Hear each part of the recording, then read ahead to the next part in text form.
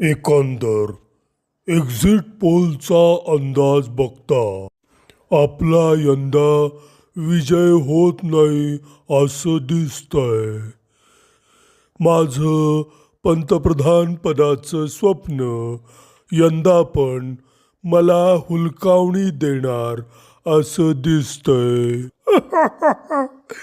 माझं पण मुख्यमंत्री पदाचं स्वप्न यंदा भंगणार असं दिसतंय.